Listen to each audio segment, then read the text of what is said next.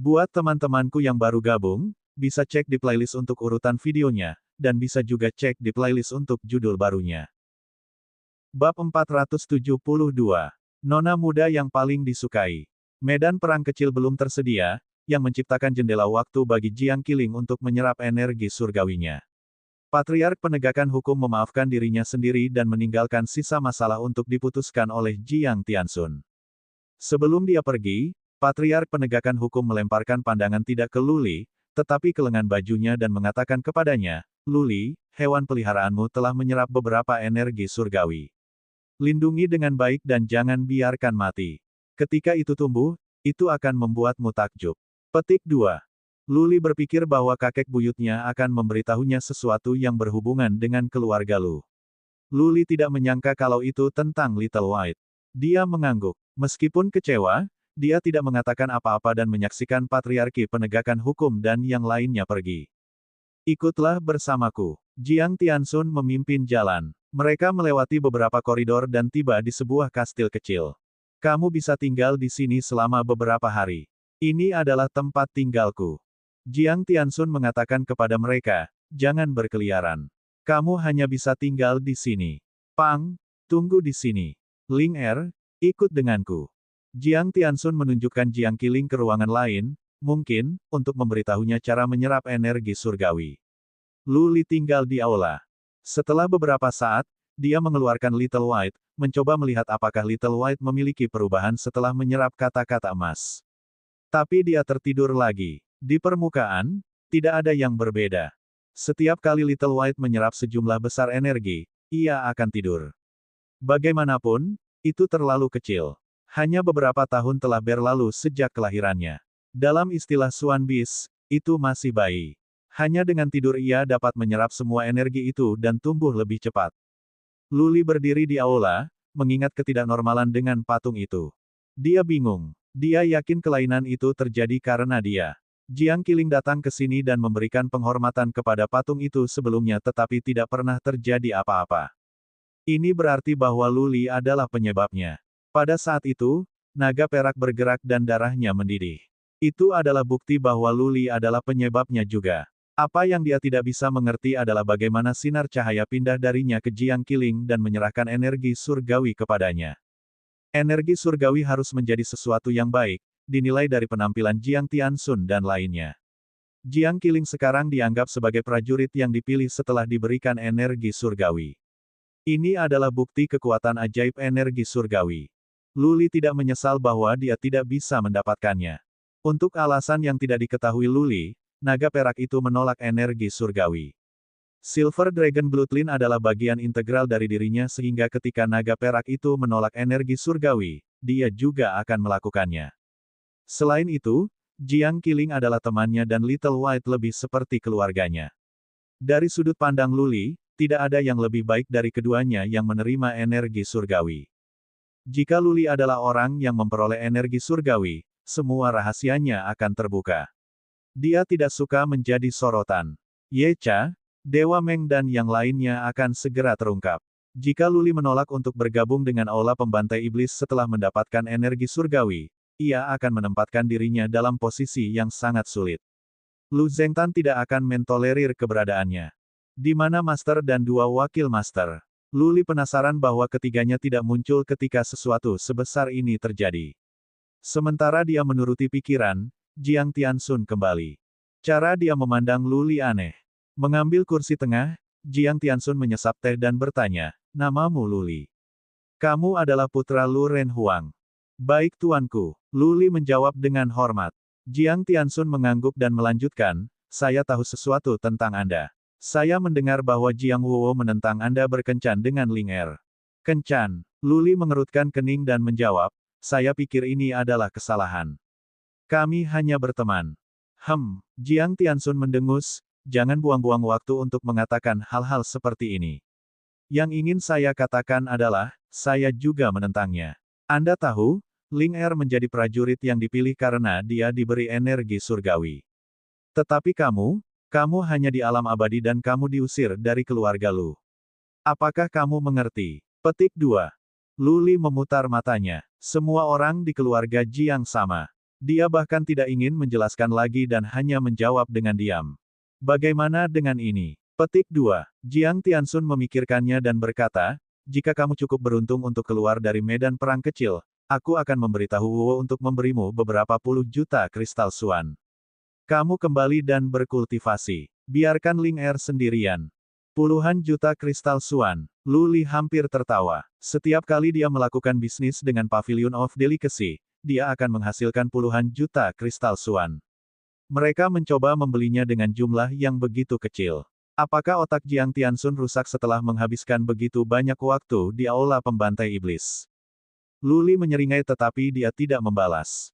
Dia hanya mengangguk dan berkata, aku akan mendengarkanmu.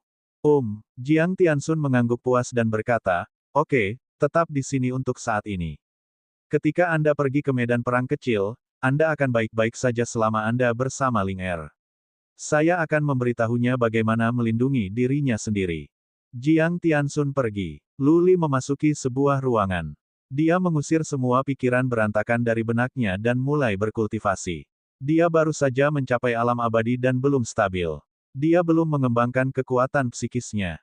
Dia bisa memanfaatkan sisa waktu untuk berkultivasi. Du Wu, patriark keluarga Du Family datang sesegera mungkin bersama Jiang Yi. Tetapi apa yang dilakukan tidak dapat diurungkan.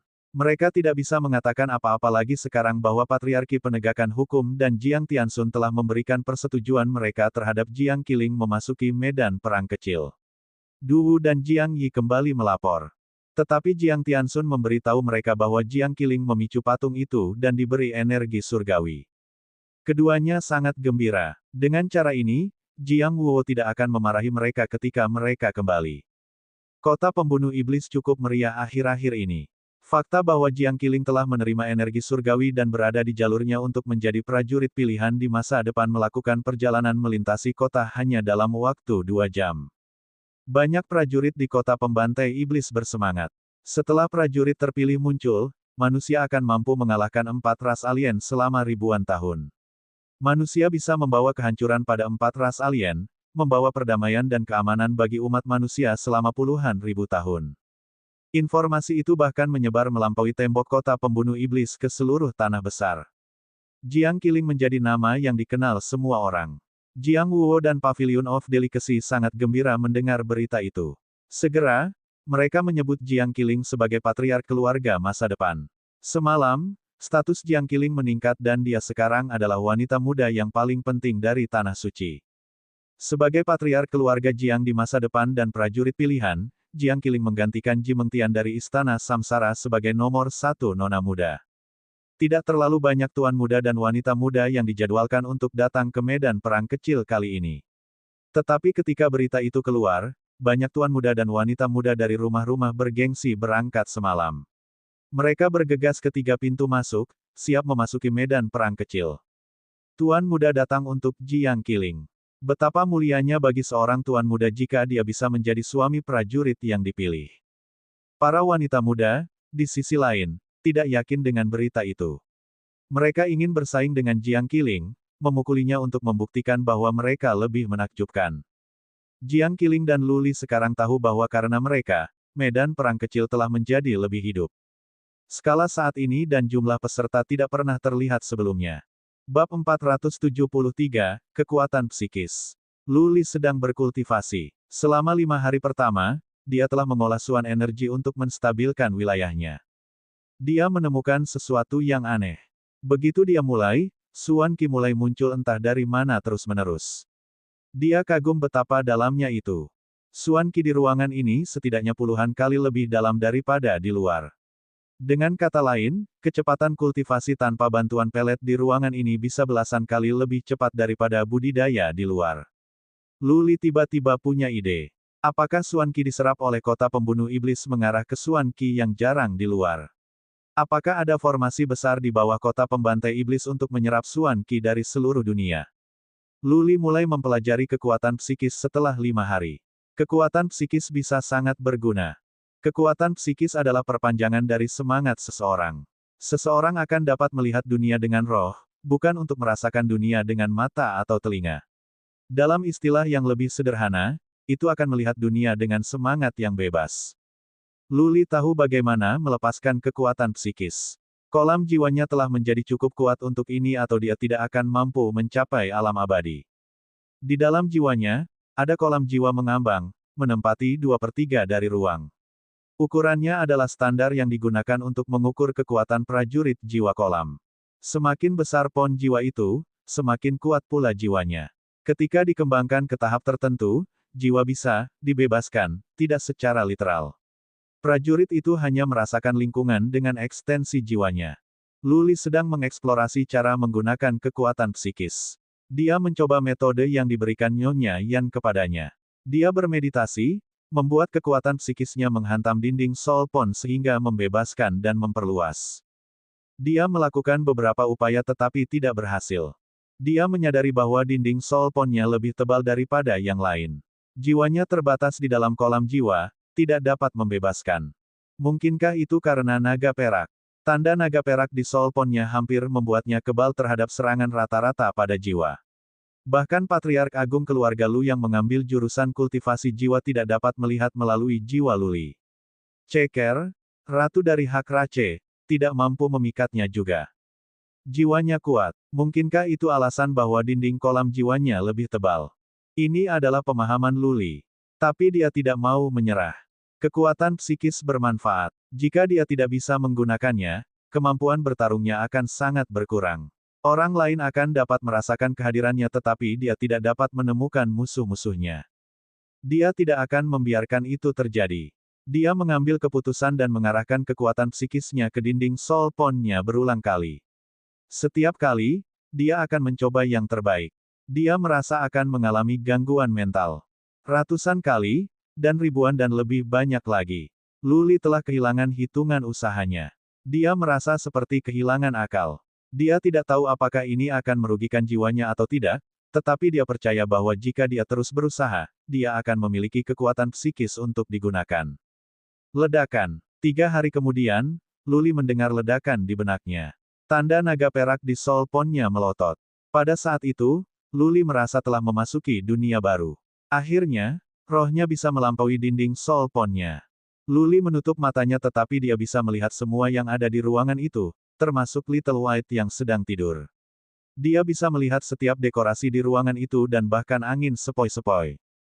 Ini luar biasa. Luli terhibur. Seolah-olah dia adalah anak kecil yang menerima mainan baru. Memperpanjang semangatnya lebih jauh, dia melihat pelayan dan pengawal di luar. Kedua pelayan itu berbicara dengan suara rendah tentang Jiang Qiling. Jiang Qiling, aku ingin melihatnya. Luli memperluas semangatnya lebih jauh. Segera, dia menemukan kamarnya dan membiarkan kekuatan psikisnya menembus dinding. Tapi dia merasakan penghalang. Ada lapisan tipis perisai di dinding yang menghentikan kekuatan psikisnya. Luli tidak bahagia. Dia mengendalikan kekuatan psikisnya untuk mengenai perisai seperti yang terjadi pada dinding Soul Pond-nya. Segera, matanya bersinar ketika kekuatan psikisnya pecah dan merasakan Jiang Qiling yang duduk di sana dengan tenang dengan kaki bersila. Jiang Qiling membuka matanya tiba-tiba. Matanya dipenuhi dengan kedinginan dan ada beberapa kata emas yang samar-samar terlihat. Dia tidak terlihat seperti pelacur lagi, tetapi seorang Dewi Buddha. Berdengung. Pada saat yang sama, dinding-dinding kamarnya menyala yang membuat para pelayan dan pengawalnya khawatir. Salah satu pengawal berteriak, "Siapa itu? Apakah Anda mencari kematian?" Luli ketakutan. Dia segera menarik psikisnya. Jiang Qiling berjalan keluar dan melacak kekuatan psikis kembali ke Luli. Wow, dia terkejut. Kemudian dia melambaikan tangannya dan berkata, "Tidak ada. Jangan membuat keributan seperti itu. Jangan katakan ini pada kakekku." Mengerti. Para pengawal dan pelayan mengangguk. Jiang Qiling berjalan ke kamar Luli dan menutup pintu. Kemudian dia menekan tombol dan mengaktifkan formasi penghambatan di dalam ruangan. Dia bertanya, "Luli, apakah itu kamu?" "Iya nih." Luli menyeringai, "Aku baru belajar cara menggunakan kekuatan psikis jadi aku hanya bersenang-senang." Jiang Qiling terkejut. Dia berjalan mengelilinginya sebentar dan bertanya, "Luli, kamu aneh. Aku merasa konyol bahwa mereka mengatakan aku bisa menjadi prajurit pilihan. Tapi, aku punya perasaan. Jika kamu bisa hidup terus, kamu akan menjadi kebanggaan sejati, manusia cepat atau lambat." Petik 2. Luli menyentuh hidungnya dan bertanya, kenapa begitu? Jiang Qiling mengerti bahwa dia masih bingung dan menjelaskan, formasi penghambatan di ruangan itu dapat memotong kekuatan psikis. Bahkan prajurit Realm Lord Realm rata-rata tidak dapat mengirim kekuatan psikis mereka melalui formasi penghambatan, apalagi mereka yang ada di alam abadi. Anda, bagaimanapun, baru saja mencapai alam abadi tetapi kekuatan psikis Anda begitu kuat. Dan kecepatan Anda lebih cepat daripada prajurit pada tahap awal alam manusia berdaulat. Jika orang aneh seperti Anda tidak bisa menjadi kebanggaan bagi manusia, maka siapa yang bisa? Petik 2. Bagaimana bisa? Luli mengerjap tak percaya. Ukuran kolam jiwanya sama dengan yang lain dari alam abadi. Lalu bagaimana kekuatan psikisnya lebih kuat dari para prajurit di tahap awal Realm Lord Nobem? Ini tidak masuk akal. Kenapa aku harus berbohong? Jiang Qiling menatapnya dengan rasa ingin tahu dan berkata, Luli, bagaimana kamu melakukan itu? Ajari aku. Apakah ini metode yang hilang dari keluarga Lu? Aku ditinggalkan oleh keluarga Lu. Bagaimana aku bisa belajar metode yang hilang dari keluarga Lu? Aku bahkan tidak bisa belajar album Warlord sekarang. Luli mengerutkan kening. Setelah beberapa pemikiran, dia percaya bahwa satu-satunya penjelasan adalah naga perak. Ketika tanda naga perak muncul di roda takdirnya, kecepatannya meningkat tajam. Sekarang dengan yang ada di solponnya, kekuatan psikisnya jauh lebih kuat. Gigi hewan. Pasti ada hubungannya dengan liontin gigi hewan. Luli secara otomatis meraih lehernya untuk mencari gigi binatang yang hilang. Dia agak kecewa. Mungkin hanya Luren Huang yang bisa memberi Luli jawaban tentang asal mula liontin gigi hewan. Luli meletakkan masalah itu di belakang pikirannya karena dia tidak dapat menemukan jawaban yang tepat. Dia bertanya pada Jiang Qiling, bagaimana kabarmu? Bagaimana energi surgawi Anda? Apa itu? Bagaimanapun. Bagaimana bisa membantu dengan kemampuan Anda? Aku sudah menyerap sebagian besar dari itu. Jiang Qiling memiringkan kepalanya dan menjawab dengan kerutan, tapi aku belum tahu bagaimana menggunakannya. Tapi aku punya perasaan. Jika aku bisa menyerap semua energi surgawi, kemampuanku dapat ditingkatkan beberapa kali dan soul phase kupu-kupu akan lebih kuat juga. Benar? Luli, apakah Anda ada hubungannya dengan Kaisar Langit Terbalik yang memberikan energi surgawi? Petik 2. Bab 474, itu kamu. Bagaimana bisa? Luli memicingkan matanya. Kemudian dia menggelengkan kepalanya dan menjawab, bagaimana itu bisa berhubungan dengan saya? Jika saya ada hubungannya dengan itu, saya harus menjadi orang yang mendapatkan energi surgawi, bukan Anda. Luli, kamu berbohong. Jiang Qiling menatapnya dan berkata, kamu bukan pembohong yang baik. Ketika kamu berbohong, muridmu kontrak. Aku kenal kamu dengan baik. Juga, jangan lupa fakta bahwa aku seorang wanita. Aku benar-benar pandai merasakan hal ini. Kamu tidak bisa membodohiku. Luli, katakan padaku, oke. Aku berjanji tidak akan memberitahu siapapun. Petik 2. Luli memutar matanya. Dia pembohong yang buruk. Dia memang mempercayainya, tapi dia belum bisa memberikan alasan sebenarnya, jadi apa yang bisa dia katakan padanya? Dia memikirkannya dan berkata, mungkin, itu ada hubungannya dengan saya. Jiang Qiling, berhenti. Saya tidak tahu dan saya tidak ingin mengatakan. Jadi itu benar. Mata Jiang Qiling bersinar. Dia melanjutkan, terakhir kali aku berada di depan patung Kaisar Langit Terbalik, tidak ada yang terjadi. Ketika kami berdua di sana, aku bisa merasakan bahwa darahmu mendidih. Aku tahu daripada kaulah penyebabnya. Juga, sinar cahaya menyinari Anda pertama dan kemudian pindah ke saya. Luli, energi surgawi harus menjadi milik Anda. Petik 2. Luli memaksa senyum dan berkata, milikmu atau milikku, apa bedanya?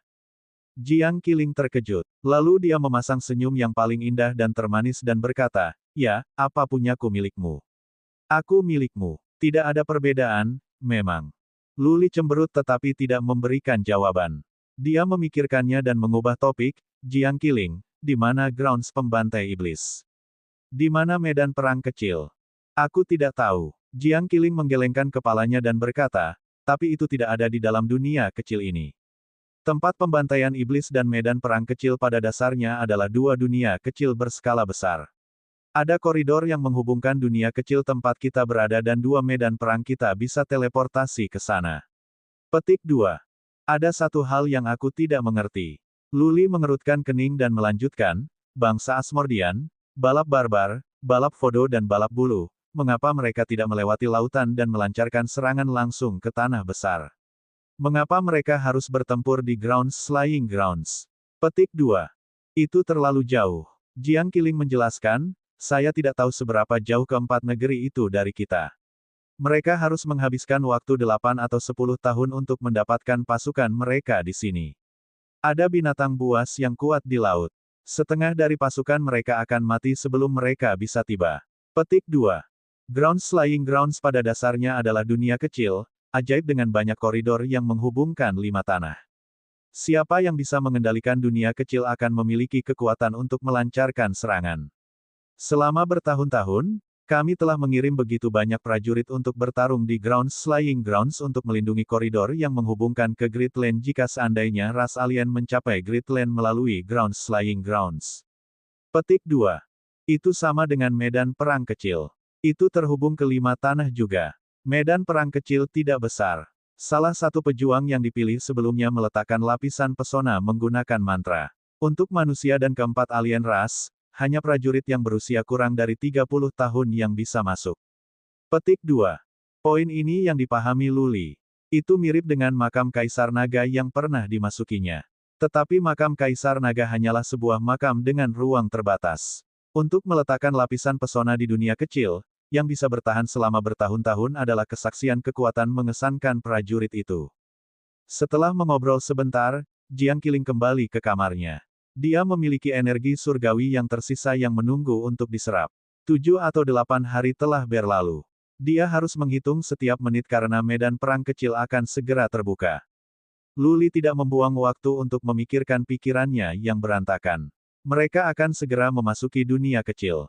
Dia akhirnya bisa menemukan beberapa jawaban.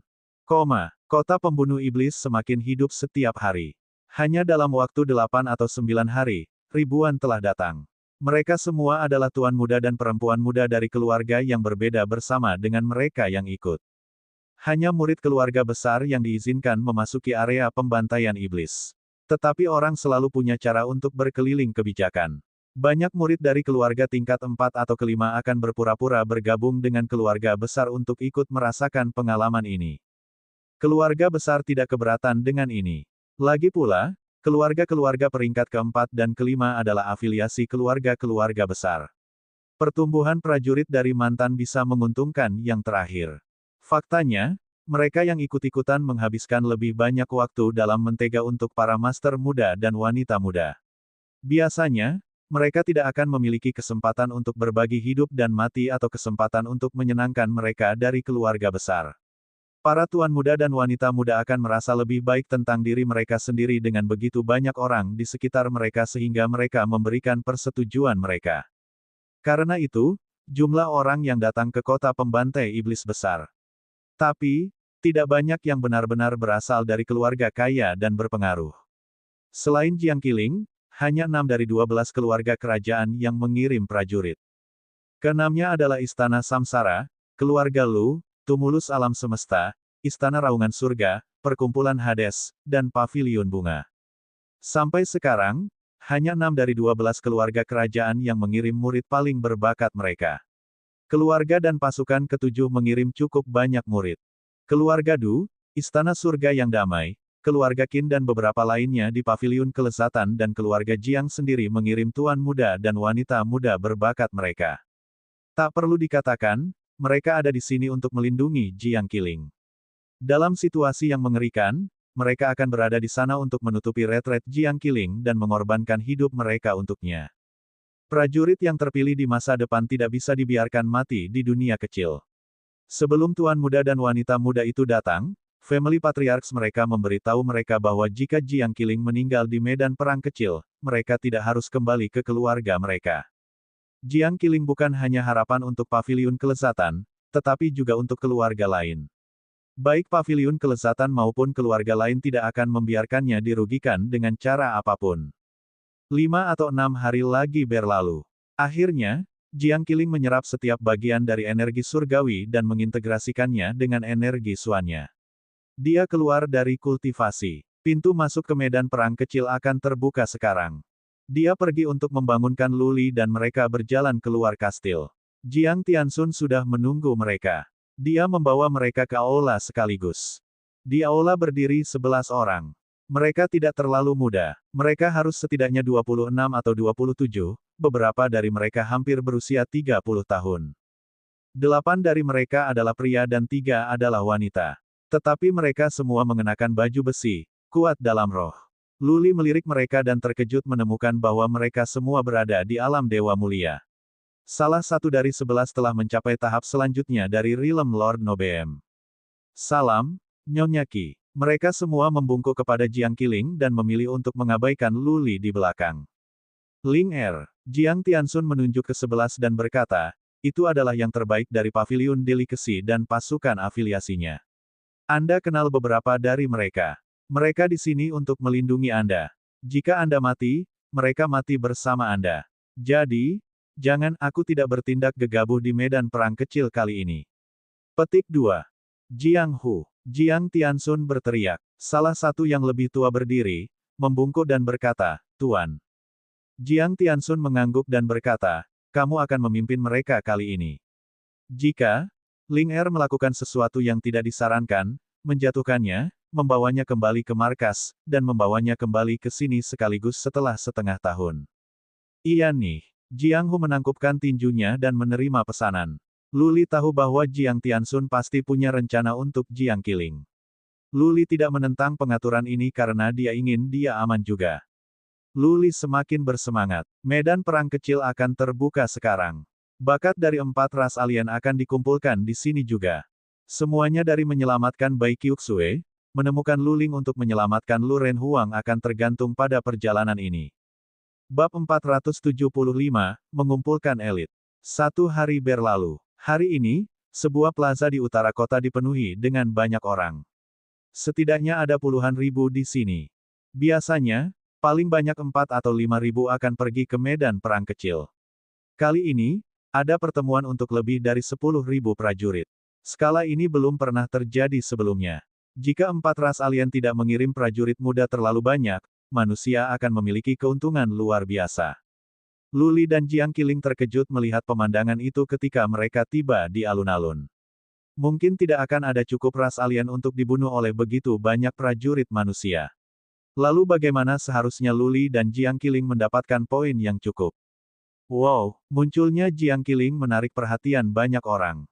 Para tuan muda sangat bersemangat. Jiang Qiling adalah gadis cantik, tidak diragukan lagi. Dia adalah salah satu yang paling cantik di antara para wanita muda. Di masa lalu, tuan muda tidak peduli tentang dia karena reputasinya yang buruk. Mereka mendengar bahwa dia murahan dan menikmati kehidupan bebasnya. Tuan muda dari keluarga besar tidak bisa menikah dengan gegabah. Mereka tidak akan memilih yang memiliki reputasi negatif. Karena itu, untuk waktu yang lama, hampir tidak ada tuan muda dari keluarga besar yang mengejar Jiang Qiling. Tapi semuanya berubah sekarang. Jiang Qiling sekarang dianggap sebagai prajurit pilihan di masa depan, yang menambahkan kemuliaan baginya. Ketika 2 gadis dengan tingkat kecantikan yang sama disatukan, di mana yang pertama adalah peri dan yang kedua adalah gadis biasa, yang pertama akan tampak lebih cantik dan lebih menarik bagi laki-laki. Jiang Qiling adalah jenis pertama, melotot dan mempesona. Setiap senyum dan gerakannya memabukkan. Beberapa tuan muda merasa jiwanya tersedot keluar oleh matanya yang asmara. Di sisi lain, para wanita muda tidak begitu hangat terhadap Jiang Qiling. Beberapa dari mereka menyembunyikan ekspresinya dengan baik tetapi emosi mereka terganggu. Mereka mungkin diam-diam mengatakan bahwa pelacur ini baru saja beruntung dan bahkan jika dia benar-benar tumbuh menjadi kebanggaan manusia, dia masih akan menjadi pelacur. Luli tetap rendah hati. Dia tidak berdiri bahu-membahu dengan Jiang Qiling. Sebaliknya, dia berdiri di belakang Jiang Hu dan mengamati tuan muda dan wanita muda. Segera, matanya bersinar. Dia melihat 2 orang yang dikenalnya, Lu Lin dan Lu Hongyu, satu-satunya 2 orang dari keluarga Lu yang diterima Luli sebagai temannya. Itu adalah kejutan yang menyenangkan bahwa mereka ada di sini juga. Lu Ni dan Lu Xuan ada di sini. Segera, kebahagiaannya lenyap. Ada 2 tuan muda dengan jubah elegan di sebelah Lu Lin dan Lu Hongyu. Siapa lagi yang bisa selain Lu Ni dan Lu Xuan? Lu Ni, Lu Xuan, Lu Lin dan Lu Hongyu tidak terlalu memperhatikan Jiang Qiling. Mereka mencari di antara orang banyak dan akhirnya menemukan Lu Li. Lu Li melirik 4 orang satu per satu. Dia tersenyum pada mereka semua. Ekspresinya terhadap Lu Lin dan Lu Hongyu ramah tetapi bagi Lu Ni dan Lu Xuan dingin. Segera, sekelompok tuan muda dan wanita muda berkumpul di sekeliling Jiang Qiling. Bahkan wanita muda yang meremehkannya diam-diam mengintai Jiang Qiling sambil tersenyum. Tidak peduli seberapa besar mereka membenci Jiang Qiling atau ingin berperang melawannya ketika mereka sendirian, wanita-wanita muda dari keluarga besar memikirkan tata krama mereka. Mereka tidak akan pernah saling menyinggung secara terbuka, yang akan membuat mereka diejek. Lu Li mulai mengamati tuan muda lainnya. Dia berseru pada dirinya sendiri bahwa tuan muda dan wanita muda dari 12 keluarga kerajaan itu mengesankan. Mereka semua berada di Realm Lord Nobeem. Tidak satu pun dari mereka berada di alam abadi. Prajurit yang lebih tua dari 30 tidak berhak masuk ke medan perang kecil. Beberapa dari tuan muda dan wanita muda berada di puncak Realm Lord Nobeem. Mereka baru berusia 20 tahun ke atas. Mencapai prestasi di usia yang begitu muda sangat mengesankan. 5 dari kerumunan itu sangat menarik perhatian. Lu Xuan adalah salah satu dari mereka, berada di puncak Realm Dewa Mulia dan memiliki garis keturunan Raja Kong. Tuan muda lain memiliki tubuh yang ramping, kulit porselen dan penampilan yang mengesankan. Dia mengenakan jubah krem. Dia berdiri di tengah orang banyak. Tuan muda ini juga berada di puncak alam Noble Lord. Lu Li mengumpulkan beberapa informasi tentang dia dari percakapan orang lain dan mengetahui bahwa dia adalah Ye Luo, patriark keluarga masa depan dari keluarga Ye dari Tumulus alam semesta. Ada satu lagi di puncak Realm Lord Nobeem. Dia memiliki penampilan yang agak feminin dan senyum yang bengkok, sangat liar. Dia memberi kesan bahwa dia tidak mudah berada di dekatnya. Dia adalah Yang Xuan dari Hades Society. Orang ini bermata keras, bahkan lebih mengesankan daripada Lu Xuan atau Ye Luo. Perhatian orang-orang secara otomatis akan diarahkan kepadanya. Ada juga 2 wanita muda yang layak diperhatikan, seindah bunga dan seindah bulan. Salah satunya adalah mantan wanita muda yang paling disukai di tanah hebat, Ji Mengtian dari Istana Samsara. Dia pasti wanita muda paling tampan yang pernah dilihat Lu Li, yang terbaik. Bahkan Jiang Qiling, Lu Hongyu atau Bai Qiuxue tidak bisa bersaing dengan penampilannya. Dia seperti batu giok yang sempurna. Beberapa menatapnya akan membuat orang bernafas lebih cepat dan membalik bagian dalamnya. Merenungkan, jika hanya satu wanita muda yang bisa disebut mus, maka itu pasti Ji Mengtian. Tidak heran dia dianggap sebagai yang paling cantik di tanah suci. Bahkan Lu Li kagum dengan kekuatan pencipta. Wanita muda lainnya berasal dari paviliun bunga. Dia tidak setampan Ji Mengtian. Lu Li memperhatikannya karena pinggangnya. Pinggang ramping. Pinggangnya ramping tetapinya menonjol, yang membentuk dampak visual. Lu Li khawatir pinggangnya yang ramping akan terlepas ketika dia bergerak. Lu Li, Lu Lin dan Lu Hongyu minta diri dari Lu Ni dan Lu Xuan dan berjalan ke Lu Li.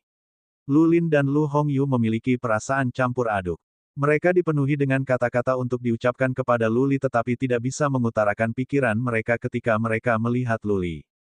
Lu Li tidak mengatakan apa-apa. Bagaimanapun, Lu Lin dan Lu Hongyu harus kembali dan tinggal bersama keluarga Lu. Menjadi terlalu akrab dengan Lu Li akan berdampak pada reputasi mereka. Oleh karena itu, Lu Li menyapa mereka hanya dengan senyum, senyum lebih bermakna daripada kata-kata. Lu Lin dan Lu Hongyu yang datang ke Lu Li menarik perhatian Lu Xuan dan Lu Ni. Lu Xuan tidak mengatakan apa-apa kecuali Lu Ni merasa kesal. Dia condong ke Lu Li dan berkata, "Halo, siapa yang kita miliki di sini?" Nada suara Lu Xuan yang menarik perhatian. Lu Ni berjalan dengan langkah cepat dan menertawakan Lu Li, "Bukankah tuan muda ini Lu Li yang diasingkan oleh keluarga Lu? Bagaimana mungkin Anda berada di kota pembantai iblis juga? Nah, apakah Anda bergabung dengan keluarga Jiang setelah ditinggalkan oleh keluarga Lu? Nyonya Qi, apakah Lu Li penjaga pintu Anda sekarang?" Petik 2. Masalah Lu Li diketahui banyak keluarga. Akan sulit bagi putra Lu Renhuang untuk luput dari perhatian. Lu Li hanya menjawab sambil tersenyum. Dia tidak terpancing. Itu adalah fakta bahwa dia diusir dari keluarga Lu dan jika bukan karena Jiang Qiling, dia tidak bisa memasuki kota pembantai iblis. Dia tidak ingin tetap menjadi sorotan ketika begitu banyak orang di sini. Kalau tidak, masalah di Gurun Utara akan terungkap cepat atau lambat. Karena itu, Dia tidak mengatakan apapun sebagai balasan. Dia mempertahankan posisi rendah sambil tersenyum. Luli tidak merasa tersinggung, tetapi Jiang Qiling merasa sebaliknya. Luli mengatakan padanya untuk menjaga jarak agar dia tidak menjadi fokus.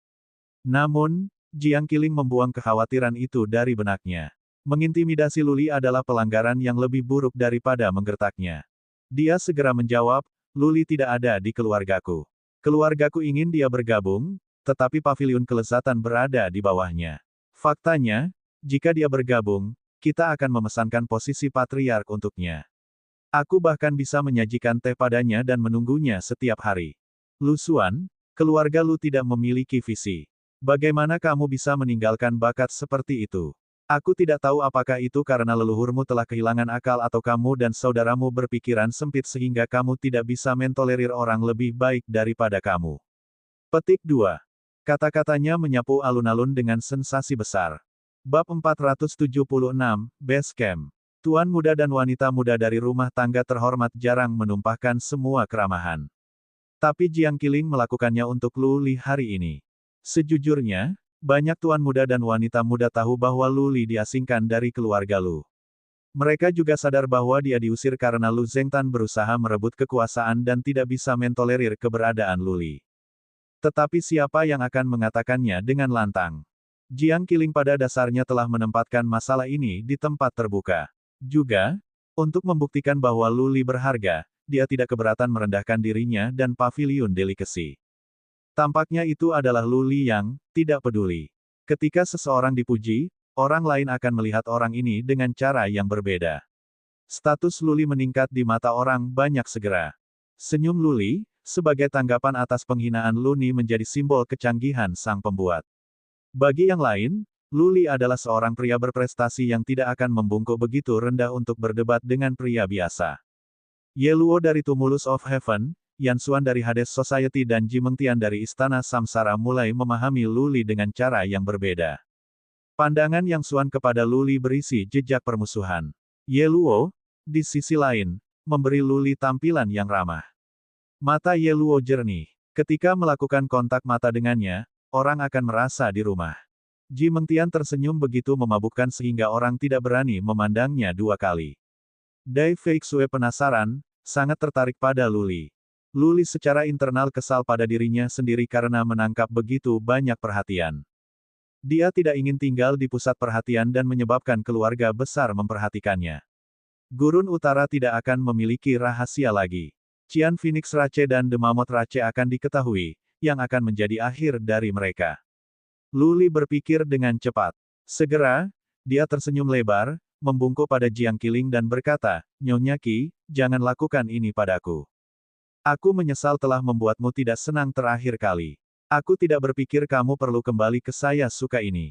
Bagaimana dengan ini, saya akan bergabung dengan Pavilion of Delicacy hari ini. Saya tidak ingin menjadi seorang patriark, seorang diaken akan melakukannya.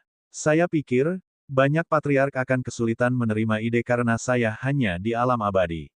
Petik 2. Kata-kata Lu Li dipilih dengan cerdik. Dia telah menurunkan dirinya menjadi kaki tangan yang keringing, yang akan membuat orang lain memandang rendah dirinya. Kemudian, dia menyatakan dengan jelas bahwa dia hanya di alam abadi, yang membuat dirinya lebih dipandang remeh. Banyak orang memikirkan kata-kata Lu Li dan meyakinkan diri mereka bahwa Jiang Qiling mempermalukannya. Bagaimana bisa seorang prajurit rilem abadi menjadi patriark paviliun kelezatan? Tidak mungkin. Jiang Qiling bingung dan menoleh ke Lu Li yang menatapnya penuh arti. Dia mengambil petunjuk itu, mendengus dan berbalik dari Lu Li. Kontak mata mereka hanya berlangsung 1 detik, tetapi dua orang memperhatikannya, Ji Mengtian dari Samsara Plae dan Dai Feixue dari Pavilion of Blossoms. Gadis-gadis lebih sensitif. Keduanya menghabiskan beberapa waktu untuk membahas adegan yang mereka lihat. Senyum Ji Mengtian tumbuh lebih besar sementara keingintahuan Dai Feixue meningkat. Yang terakhir terus mengukur dia. Yang Xuan dari Hades Society lebih bersahabat dengan Lu Li, tidak seperti sebelumnya ketika dia melihat Lu Li dengan niat membunuh dingin seperti ular beludak. Lu Ni, di tangan, masih murung. Lu Xuan tetap tenang dan bahkan sedikit tersenyum. Melihat senyum Lu Xuan, Lu Lin dan Lu Hongyu merasa merinding. Lu Ni hanya seorang yang kasar dan dia tidak perlu takut. Lu Xuan, bagaimanapun, terkenal karena jahat. Caranya menyulap skema luar biasa. Kembali di Mystic Armor City, Luli pernah jatuh ke dalam perangkapnya. Jika bukan karena Great Patriarch, Luli akan dijatuhi hukuman mati. Luli menempatkan pengawalnya di sekitar Lu Xuan. Putra Lu Fenghuo ini terlalu canggih. Orang-orang semacam ini adalah yang paling menakutkan. Anjing yang menggigit biasanya tidak menggonggong. Mereka akan meluncurkan serangan fatal ketika Anda tidak mengharapkannya. Suara mendesing. Pada saat itulah beberapa pria datang dari kejauhan. Patriark penegakan hukum ada di depan. Jiang Tianxun juga datang. Orang-orang diam. Kedatangan tembakan-tembakan besar berarti bahwa medan perang kecil akan segera terbuka. Seperti yang mereka harapkan, Patriark penegakan hukum mendarat dan menyampaikan pidato rutin. Pidato seperti ini semuanya sama, mendesak orang untuk berjuang keras, untuk bekerja sama dan melindungi manusia, Del. Setelah alamat itu, Patriarki penegakan hukum melambaikan tangannya dan berkata, "Baiklah, buka aula dan masukkan satu persatu." Portal teleportasi akan dibuka kembali setelah setengah tahun. Jika ada di antara kamu yang takut mati, kamu bisa bersembunyi dan kembali lagi kalau begitu. Petik 2. Di depan alun-alun, pintu-pintu aula terbuka. Di dalamnya ada portal teleportasi multiwarna yang melotot, mengarah ke dunia yang tidak diketahui. Ayo pergi. Yang Xuan memimpin jalan dan masuk diikuti oleh setidaknya ratusan prajurit lainnya. Setelah tim Yang Xuan masuk, Ye Luo masuk juga, membawa ratusan pria di belakangnya. Kemudian giliran Ji Mengtian dan Dai Feixue. Melihat bahwa Lu Xuan tidak menunjukkan tanda-tanda bergerak, Jiang Qiling memimpin timnya. Lu Xuan dan Lu Ni masuk terakhir. Prajurit dari keluarga tidak penting lainnya masuk hanya setelah semua yang berasal dari rumah terhormat masuk. Portal itu besar dan bisa beroperasi terus-menerus. Orang-orang bergegas masuk dan menghilang ke portal satu persatu. Hanya sesaat, semua orang di alun-alun telah masuk. Patriark penegakan hukum memandang portal, menghela nafas dan berkata, berapa banyak dari puluhan ribu yang bisa keluar dari sana hidup-hidup. Jiang Tianxun memikirkannya dan menjawab, itu akan tergantung pada kekuatan dari 4 ras.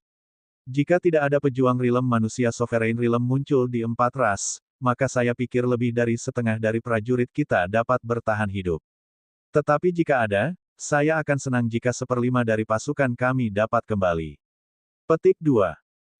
Di dalam padang pasir yang penuh dengan dinding yang rusak, batu-batu besar berguling-guling di tiup angin. Terhadap matahari yang terbenam, gagak membuat suara keras. Di sini lebih dari suram. Tiba-tiba, sekelompok pria muncul entah dari mana. Mereka muncul di udara dan mulai jatuh tiba-tiba.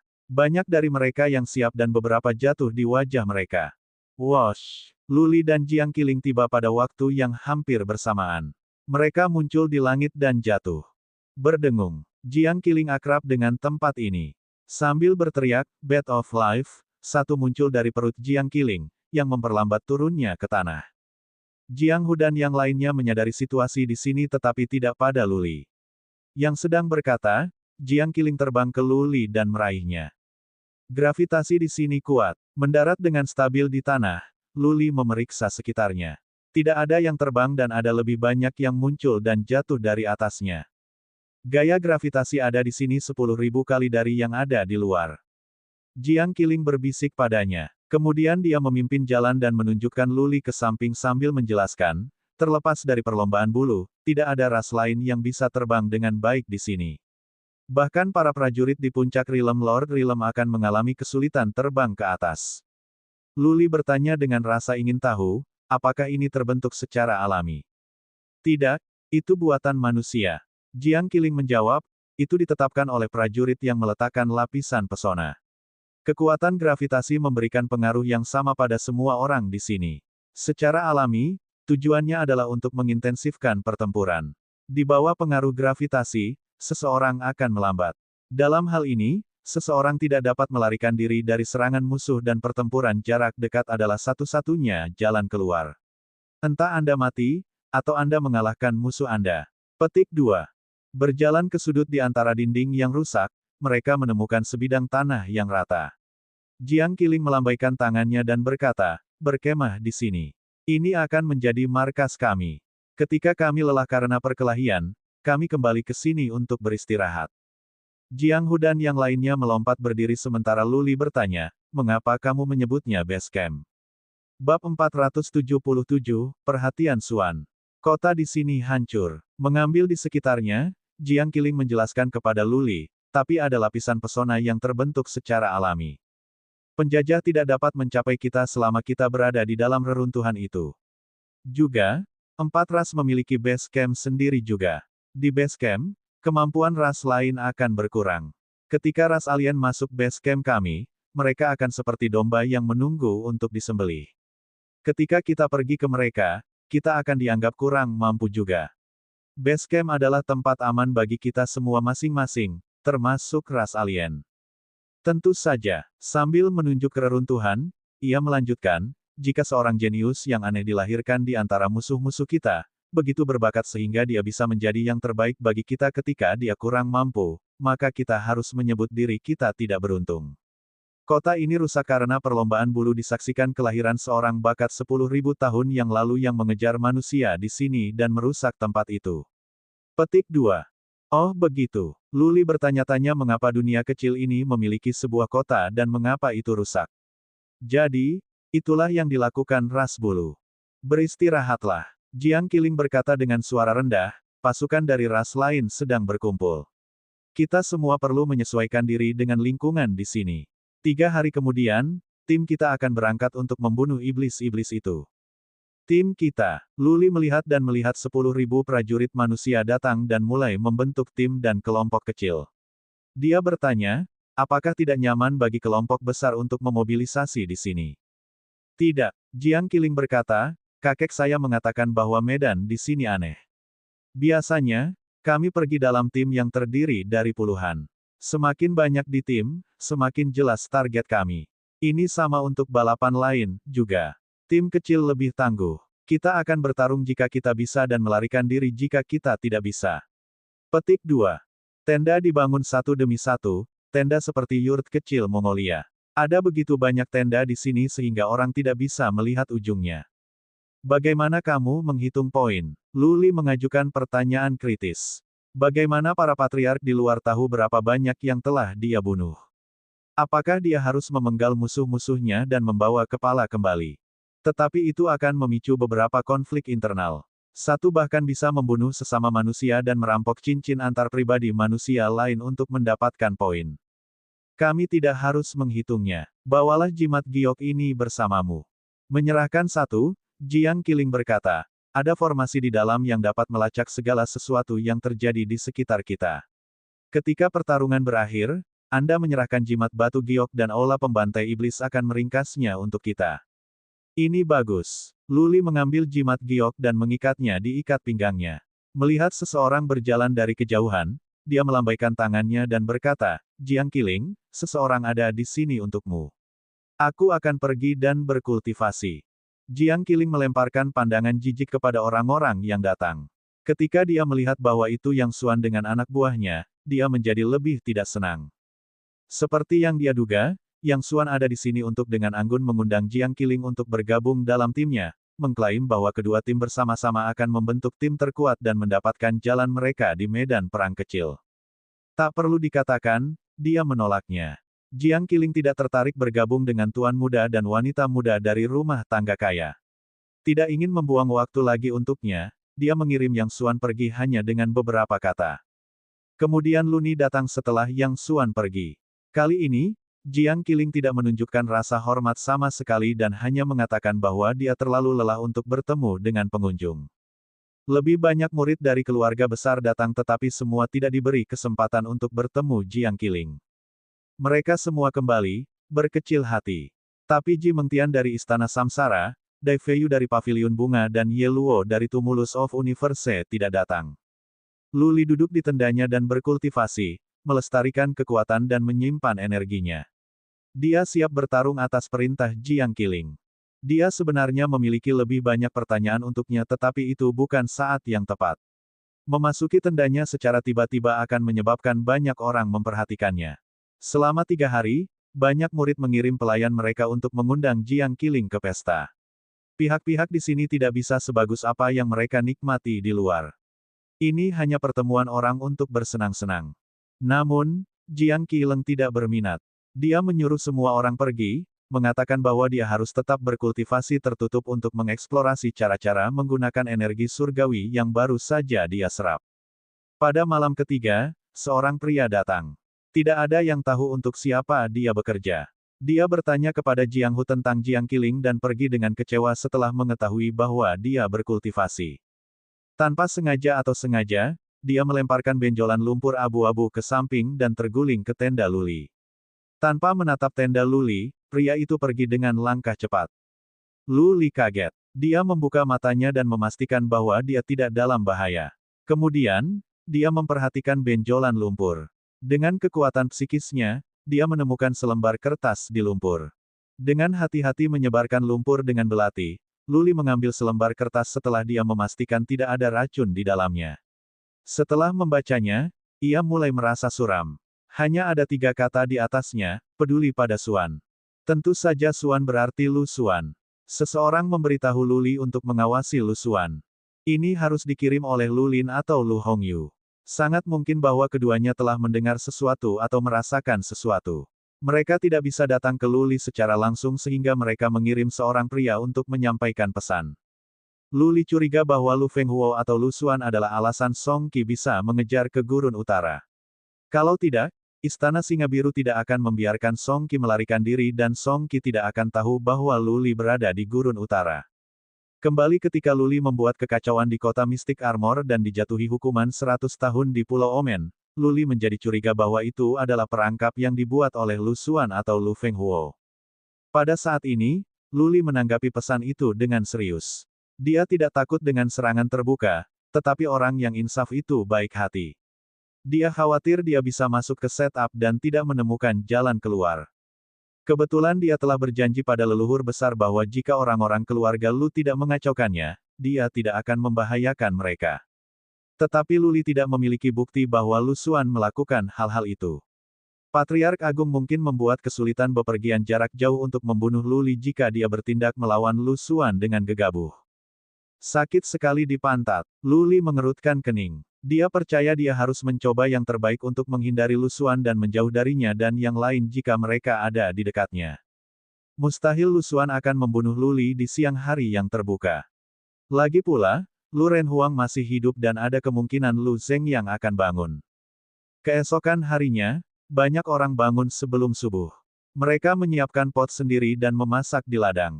Setelah makan sesuka hati, banyak tim berangkat pada pencarian mereka. Sebagian besar dari mereka yang bisa datang ke sini adalah tuan muda yang arogan dan wanita muda dari keluarga terhormat. Mereka berpikir bahwa mereka berbakat dan lebih dari mampu. Mereka berfantasi bahwa mereka dapat mengalahkan musuh-musuh mereka, mencapai tujuan mereka dan mendapatkan ketenaran dunia. Tentu, mereka tidak sabar untuk masuk ke medan perang. Kita akan pergi ke sini. Menunjuk ke timur, Jiang Qiling berkata dengan suara rendah, kakek saya mengatakan kepada saya bahwa ada beberapa tempat yang cocok untuk penyergapan dan pengamatan. Juga, kami dekat dengan base camp perlombaan barbar. Mereka berkembang dengan baik di tubuh tetapi bukan otak mereka. Mereka lebih mudah membunuh. Petik 2. Berkembang dengan baik di tubuh mereka tetapi tidak di otak mereka. Luli memikirkan Meng Zi dan Dewa Meng.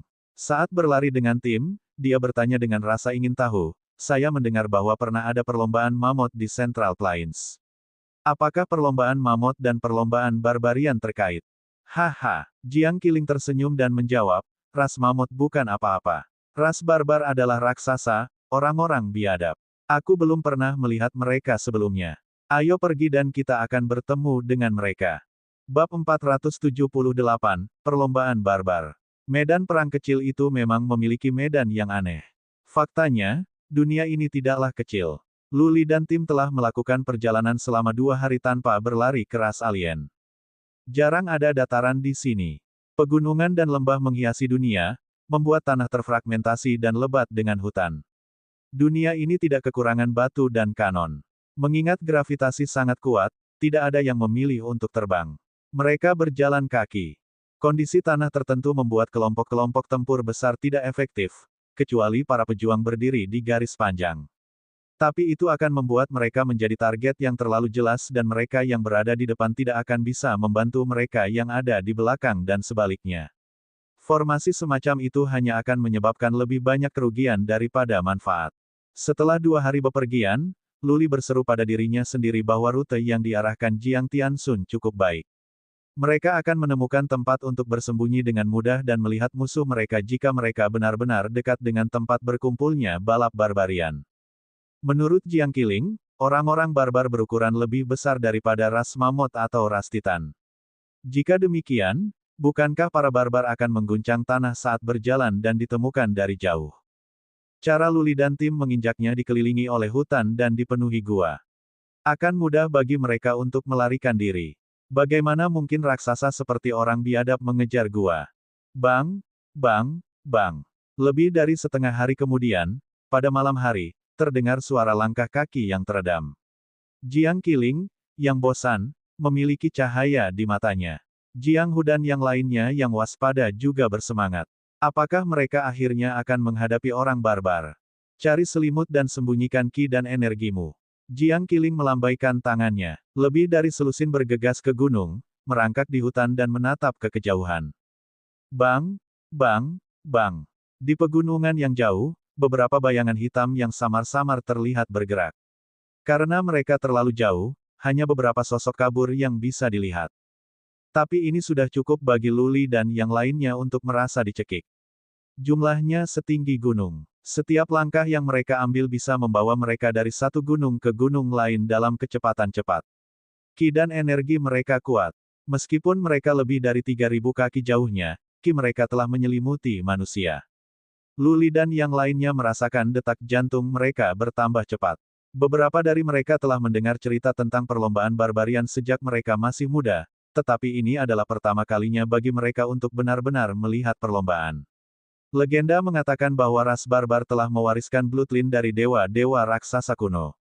Perlombaan barbarian kebal, diisi dengan kekuatan tak terbatas dan raungan mereka bisa mengejutkan orang sampai mati. Jiang Qiling merasa gugup karena dia tidak pernah terlibat dalam banyak pertempuran kehidupan nyata. Dia menatap Luli dan melihat ketenangan di matanya. Entah bagaimana, dia merasa diyakinkan. Bang, bang, bang. Keenam orang barbar itu dekat. Akhirnya, orang bisa melihat mereka dengan baik. Setelah beberapa lirikan, Luli yakin bahwa ras barbar tidak terkait dengan ras titan atau ras mamut. Ras barbarian memiliki ketinggian hampir 50 kaki, jauh lebih tinggi dari ras titan atau ras mamut. Orang barbar memiliki 2 tanduk hitam di kepala mereka dan kulit mereka berwarna coklat. Mereka memiliki dada yang luas dan punggung, otot-otot mereka penuh dengan kekuatan. Mereka memiliki palu tembaga di tangan kiri mereka dan menarik rantai besi dingin dengan tangan kanan mereka. Fitur yang paling dapat dibedakan dari ras barbarian adalah rambut putih di dada mereka. Hidung mereka juga besar. Melihat dari kejauhan, mereka bisa keliru sebagai orang dengan kepala lembu jantan. Di mata mereka yang seperti bel ada tatapan merah, membuat mereka tampak seperti pembawa pesan yang keluar dari daerah di luar kubur. Jaraknya lebih pendek dari 3.000 kaki, lebih dari 2.000 kaki dan kemudian 1.500 kaki. Pemimpin orang barbar tiba-tiba melirik ke Gunung Luli dan yang lainnya bersembunyi. Mata mereka berubah menjadi merah darah, memukau seperti 2 bulan darah. Merayu. Orang-orang barbar meraung. Orang-orang merasakan gendang telinga mereka tertusuk dan kesakitan. Sebelum mereka bisa pulih, keenam orang barbar itu bergegas. Yang di depan mengikat rantai pada palu tembaga dan mengayunkannya seperti bola rantai di langit, menabrak gunung. Nona, tolong kembali. Mari kita coba dulu. Sekilas niat membunuh muncul di mata Jiang Hu. Bat of Life-nya membesar dan dia melompat. Mengeluarkan pedang, dia berteriak, seseorang pergi bersamaku untuk bertarung, dan Qin Yuer, pergi dan lindungi Lady Qi dan mundur. Jiang Qiling sudah gugup sehingga dia tidak menolak pengaturan ini. Dia mundur dengan 3 wanita muda lainnya. Dia menjaga matanya terkunci di depan, berencana untuk membuat Jiang Hu dan yang lainnya merasakan barbar sebelum dia bergerak. Luli, kemana kamu pergi? Luli menyelinap ke arah lain. Jiang Qiling memperhatikan dan bertanya. Luli balas menatapnya dan berkata, jangan khawatir. Aku cepat. Orang barbar ini tidak bisa menyakitiku. Lindungi dirimu. Jiang Qiling ingat seberapa cepat Luli sehingga dia menenangkan pikirannya. Begitu dia dan 3 wanita muda lainnya turun gunung, palu menghantamnya. Gunung itu runtuh, puing-puing dan debu beterbangan di sekitar. Gua di gunung itu mengerikan untuk dilihat. Berdengung, Jiang Qiling dan para wanita muda lainnya bertindak dengan hati-hati. Mereka melepaskan Bats of Life mereka dan terbang dekat ke tanah, meskipun mereka tidak bisa terbang tinggi. Berjalan tanpa mengandalkan Bats of Life akan terlalu lambat. Swiss, boom, boom, boom. Suara palu yang terdengar di udara naik saat yang lain jatuh. Keenam orang barbar semuanya bergerak. Mereka mengayunkan palu mereka, mencoba menghancurkan Jiang Hu dan yang lainnya hingga mati. Jiang Hu dan yang lainnya semuanya adalah tuan muda dari keluarga besar. Jiang Hu adalah cucu leluhur dari keluarga Jiang. Jiang Wu telah mengirim mereka untuk melindungi Jiang Qiling karena mereka tidak baik. Mereka telah bertahan dan selamat dari pertempuran nyata dan mereka adalah pejuang berbakat dengan kemampuan. 8 dari mereka tidak mengambil tindakan yang dianggap buruk. Mereka terbang di sekitar orang-orang barbar, menjaga jarak dan terus menyerang orang-orang barbar dengan suan energi. Mereka mengoordinasikan tindakan mereka dan bereaksi cepat. Ketika seseorang dalam bahaya, yang lain akan datang untuk menyelamatkan segera. Jiang Hu dan yang lainnya berusaha mencari tahu kekuatan orang barbar. Keenam orang barbar itu menggedor palu mereka, menghancurkan pepohonan dan bukit, tetapi mereka tidak menunjukkan keterampilan atau teknik lain. Jelas, mereka juga merasakan Jiang Hu keluar. Tidak ada pihak yang menggunakan keterampilan terkuat mereka. Pertahanan mereka sangat kuat. Luli mengintai di lembah tanpa melepaskan roda nasibnya. Dia bisa melihat bahwa banyak energi suan menghantam kaum barbar dan membuat efek hampir nol, seperti tetesan air menghantam batu. Orang-orang barbar hanya goyah sedikit. Luli kagum dengan ini. Orang-orang barbar tahu bahwa Luli hadir. Tapi dia sangat lemah dan Jiang Hu dan yang lainnya terus-menerus menyerang, jadi orang barbar tidak keberatan dengan Luli. Perasaan mondar-mandir berlangsung selama lebih dari 10 putaran sebelum kedua belah pihak menggunakan kekuatan mereka yang sebenarnya. Mereka berdua takut bahwa pihak lain akan memiliki penguatan sehingga mereka ingin segera selesai. Dengan cahaya dari leher Jiang Hu, kupu-kupu terbang keluar dan menutupi ruang. Itu di malam hari sehingga kupu-kupu hampir tidak bisa dibedakan. Hanya ada tatapan gelap sebelum kupu-kupu yang tak terhitung jumlahnya masuk ke tubuh para barbar. Bloodline peringkat 8, Butterfly Fish Butterfly. Jiang Hu juga seorang murid keluarga Jiang dan lahir di keluarga dekat juga, meskipun ia tidak dibedakan seperti Jiang Qiling. Dia membangunkan Bloodfish Bloodline di usia muda juga. Dia ingin segera mengakhiri pertarungan dengan Bloodline skill-nya kalau lebih banyak ras alien akan tertarik dengan pertarungan di sini. Orang-orang barbar itu sangat lemah. Begitu Soulfish Butterflies ada di tubuh mereka, orang-orang barbar menjadi tidak bisa bergerak. Mereka menutup mata mereka dan berdiri di tempat seolah-olah mereka telah kehilangan jiwa mereka karena Soulfish Butterflies. Ini bagus. Jiang Hu sangat gembira. Melambaikan tangannya, dia berkata, pindahkan dan bunuh orang-orang barbar itu. Sisanya terhibur juga. Mereka bergegas menuju Bats of Life mereka. Alih-alih melepaskan suan energi, mereka menggunakan senjata mereka untuk menyerang. Suan energi bisa melukai musuh mereka tetapi kekuatannya akan melemah. Tidak, di lembah, Luli berteriak. Roda nasib 4 lapis muncul dan dia mulai terbang dekat ke tanah ketika dia berteriak, mundur. Orang-orang barbar menipu kamu. Bab 479, Kekuatan Petir. Luli bisa mengatakan bahwa orang barbar sedang membuat jebakan karena kekuatan psikisnya menembus otak orang barbar dan menemukan sesuatu. Di dalam otak orang barbar, tidak ada jiwa kolam tetapi hanya manik-manik. Saat ini, banyak Soulfish Butterflies berkerumun menuju manik tetapi tidak bisa masuk. Karena insting, Luli merasa ada yang tidak beres. Mungkin pengalamannya dalam berbagai pertempuran telah memberinya persepsi yang tajam. Jadi, dia berteriak untuk memperingatkan orang lain. Orang barbar membuka mata mereka tepat ketika Luli menyelesaikan kata-katanya. Lalu seberkas cahaya coklat keluar dari mereka. Tanduk mereka memancarkan cahaya hitam saat tubuh mereka sedikit membesar. Selanjutnya, semua orang barbar mengangkat kepala dan meraung. Plop, seorang murid dari keluarga Du terkejut oleh raungan itu. Dia memeluk kepalanya dengan tangannya dan jatuh. Yang lain memegang kepala mereka dan berteriak kesakitan juga, tetapi karena peringatan Luli datang tepat waktu, mereka telah mundur sedikit pada manik-manik kehidupan mereka. Swiss. Dengan suara menusuk, palu besar menabrak prajurit keluarga Du yang tidak bisa mengelak dan ditumbuk menjadi pasta. Banyak orang barbar mulai memperhatikan Luli. Mata mereka yang memerah dipenuhi dengan kemarahan. Jika Jiang Hu dan yang lainnya tidak berhenti, orang barbar akan membunuh setidaknya setengah dari mereka, jika tidak semua. Ledakan. Dua orang barbar menendang mundur ke tanah yang retak di bawah tekanan. Mereka bergegas menuju Luli, seolah-olah ada dua gunung yang bergerak. Mereka ingin memukul manusia yang menjijikkan ini sampai mati. Klon. Luli tetap dikumpulkan. Dia berteriak dan bidang itu dipenuhi dengan 66 klon Luli. Orang-orang barbar tercengang. Mereka melirik kemana-mana dan mulai menghancurkan semua klon yang mendekat. Boom, boom, boom. Tak satu pun dari mereka adalah Luli sendiri, tentu saja. Palu itu berakhir di bebatuan dan pepohonan. Gunung-gunung runtuh, bebatuan hancur, dan hutan rusak. Semuanya berantakan. Luli terbang di sekitar, menjaga jarak. Dia terus menghasilkan lebih banyak klon dan bergerak lebih dekat ke orang barbar untuk merasakannya. Setelah cahaya coklat keluar dari mereka, orang-orang barbar melesat dan kekuatan mereka meningkat. Tampaknya, ada beberapa serangan yang ditujukan pada jiwa-jiwa yang terkandung dalam raungan mereka. Kalau tidak, prajurit keluarga Du tidak akan jatuh sakit kepala. Tanduk mereka memiliki kegunaan khusus. Luli berpikir dalam hati. Dia marah karena Jiang Tianxun tidak memberitahu Jiang Qiling keterampilan khusus dari 4 ras alien. Prajurit Du Family bisa saja hidup. Dipikir-pikir, medan perang kecil adalah untuk talenta dari keluarga yang berbeda tumbuh. Jika mereka diberitahu semuanya, maka perkelahian di sini akan sia-sia. Potensi manusia tidak terbatas. Semakin berbakat seseorang, semakin banyak kemajuan yang bisa dibuatnya pada saat bahaya fatal. Seharusnya itu aturan Hall of Dimension untuk tidak memberitahu prajurit tentang keterampilan khusus ras alien. Wow, dua orang barbar terus meraung sementara 4 lainnya mengejar Jiang Hu.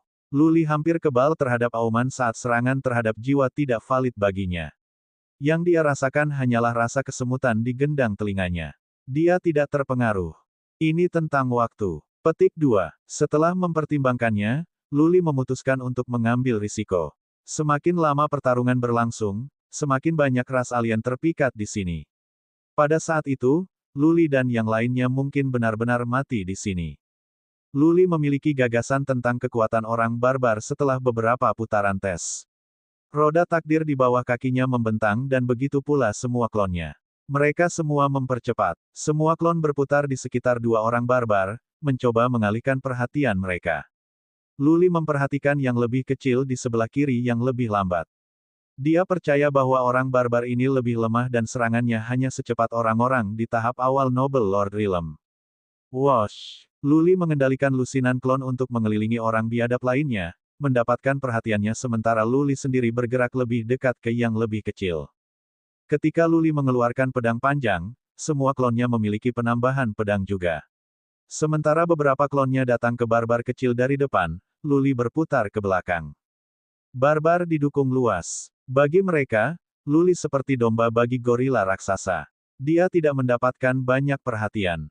Desir, desir. Di depan orang barbar, klon Luli masih mengisi dengan pedang di tangan mereka dan meretas dengan paksa. Orang barbar yang lebih kecil ini sangat gugup sehingga dia mengayunkan palu kopernya dengan satu tangan dan rantai besi dengan yang lain untuk menghancurkan klon. 300 kaki, 150 dan 30 kaki. Luli bergerak. Tangan kanannya yang dia sembunyikan di lengan bersinar ketika itu berubah menjadi cakar perak yang indah. Dia mencapai bagian belakang barbar dengan kekuatan. Yang membuat Luli lega adalah bahwa, si barbar tidak bereaksi cepat. Dia tidak menyadari apa yang terjadi sampai Luli sudah menggaruk punggungnya. Ini berarti bahwa orang barbar tidak memiliki persepsi yang kuat dan mereka tidak bisa membedakan klon Luli dan orang yang sebenarnya. Luli terhibur. Sekarang, tidak peduli seberapa kuat pertahanan para barbar itu, dia yakin dia bisa membunuh mereka. Pertahanan Titan Rache juga kuat. Meng Huo berada di puncak Noble Lord Realm, tetapi dia juga terluka oleh Luli. Desir, meskipun ada sedikit halangan, cakar perak itu menembus punggung barbar itu. Dengan tangisan yang menyedihkan, kulit coklat si barbar yang lebih kecil menyala dan kedua tanduknya memelototi warna gelap. Luli bisa merasakan bahwa cakar peraknya melambat. Segera, dia melepaskan skill pembakaran darah dan meraih cakar perak dengan paksa. Dia telah menemukan hati si barbar dengan kekuatan psikis dan sekarang dia ingin menghancurkannya. Desir, desir. Tiba-tiba, beberapa busur listrik hitam muncul di antara tanduk barbar. Busur listrik menyebar ke seluruh tubuhnya dan kemudian melewati tangan Luli. Seasteriste, Luli mulai kejang tak terkendali seolah-olah dia menderita epilepsi. Dia merasa tersambar petir. Kulitnya terbakar dan begitu pula rambutnya. Dia tidak bisa berhenti gemetaran. Suara mendesing. Orang barbar yang lebih kecil mengayunkan rantai besinya ke Luli. Yang terakhir terkejut. Nasib rodanya mulai berputar dan dia merentangkannya. Cakar perak itu mengukir lubang di punggung si barbar dan Luli melewatinya dan keluar dari dadanya. Ledakan. Si barbar jatuh, mengaduk debu. Luli berlumuran darah dan kulitnya terbakar. Itu mengerikan. Dia masih gemetaran sekarang. Kerja bagus, Luli. Dari kejauhan terdengar teriakan. Jiang Qiling terbang bersama 3 wanita muda lainnya. Luli tidak punya waktu untuk mengobrol dengan mereka karena orang biadab lainnya mendatanginya dengan marah. Tanduk mereka bisa menghasilkan petir. Luli berteriak ke kejauhan. Dia bertanya-tanya apa yang bisa dilakukan tanduk itu. Sekarang dia mengerti bahwa mereka menyimpan kekuatan petir. Dia curiga bahwa orang barbar akan berkultivasi dalam halilintar dan kilat untuk menyaring tubuh mereka dan menyimpan energi. Luli, aku akan membantumu. Jiang Qiling berteriak ketika dia bergegas. Dia merilis Soulfish Butterfly Bloodline skill sekaligus. Luli memperhatikan bahwa kupu-kupunya lebih cepat daripada Jiang Hu. Ketika dia merasakan dengan kekuatan psikisnya, dia menemukan bahwa miliknya bisa menembus manik-manik di kepala si barbar. Jiang Qiling, tingkat mana kupu-kupumu dan Jiang Hu? Sambil menghasilkan lebih banyak klon, Luli bertanya. Jiang Qiling berkata dengan bangga, punyaku berada di tingkat ke-6 dan si idiot Jiang Hu hanya di tingkat ke-4. Baik, Luli kembali percaya diri. Klonnya mendekati si barbar seperti yang dia lakukan lagi. Si barbar tidak bergerak meskipun ada begitu banyak klon yang datang padanya. Dia pasti telah dibuat tak bergerak oleh Soulfish Butterflies. Luli tidak membuang waktu dan menghancurkan kepala si barbar dengan cakar peraknya. Setelah tangisan pahit, kepala si barbar terbuka. Bab 480, Tempat Berburu. Soulfish Jiang Qiling's Butterflies lebih kuat dari Jiang Hu. Sebelum orang biadab ini mati, dia tidak bisa bergerak sedikit pun karena dia sepenuhnya ditangkap. Dia hanya mengeluarkan tangisan yang menyedihkan sampai kematian datang. Luli terangkat. Dia melambaikan tangan ke Jiang Qiling dan berkata, bekerjalah denganku. Mari kita bunuh semua orang barbar. Jiang Qiling bahkan lebih bersemangat darinya. Dia mengendalikan Bat of Life-nya bergerak ke sisi lain sementara 3 wanita muda mengikutinya. Boom, boom, boom. Jiang Hu dan yang lainnya menang dalam pertarungan melawan 4 orang barbar juga. Orang-orang barbar itu terluka dan berlumuran darah. Meski begitu, mereka tidak mengalami luka serius. Jiang Hu dan yang lainnya tidak berani memulai pertempuran jarak dekat, jadi mereka sedikit bermasalah dengan orang barbar. Mereka butuh waktu untuk memusnahkan orang-orang barbar. Orang barbar lebih besar dan tidak gesit. Oleh karena itu, selama Jiang Hu dan yang lainnya menjaga jarak, kehidupan mereka tidak akan terancam. Desir, desir. Melihat semua klon Luli datang, sisanya 4 orang barbar menyadari bagaimana mereka berdua mati. Mata keempat menjadi lebih merah dan tanduk mereka mulai menghasilkan tatapan hitam. Kemudian sambaran petir hitam menembus langit. Mundur, Jiang Hu berteriak. Meskipun petir-petir itu tidak bisa membunuh mereka, mereka akan kesulitan bergerak sekali menyerang. Jika itu terjadi, mereka bisa dibunuh oleh palu tembaga. Mereka mundur dengan cepat. Akhirnya, Luli dan Jiang Qiling tiba. Kupu-kupu Soulfish yang tak terhitung jumlahnya bergegas keluar dan berlari ke barbar. Segera, tidak satu pun dari 4 orang barbar yang bisa bergerak lagi.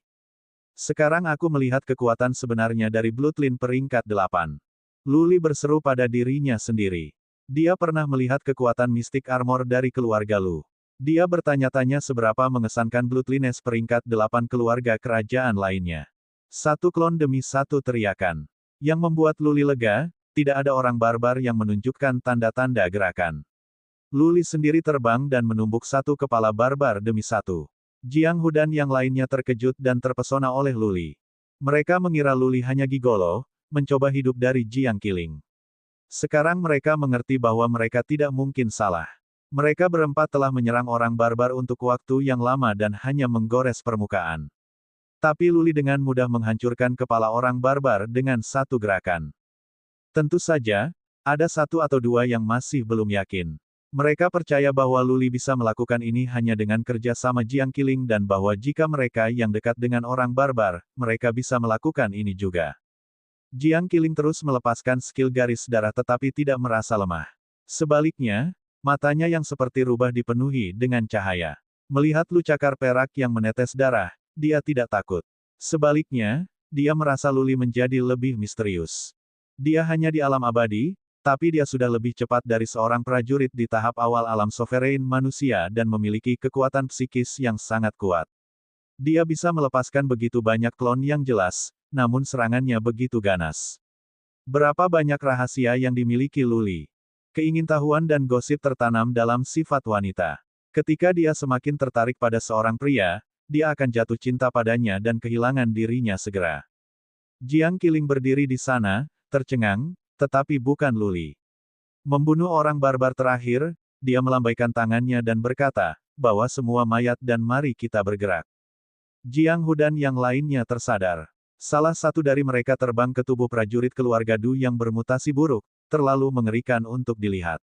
Prajurit ini ditumbuk menjadi genangan air dan tubuhnya tidak dapat dikumpulkan.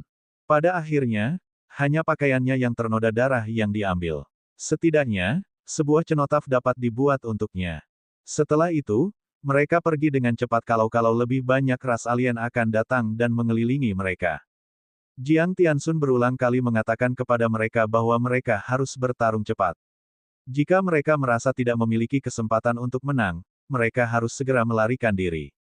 Dia mengatakan kepada mereka bahwa mereka tidak boleh berlama-lama dalam perkelahian atau mereka akan menarik perhatian lebih banyak ras alien.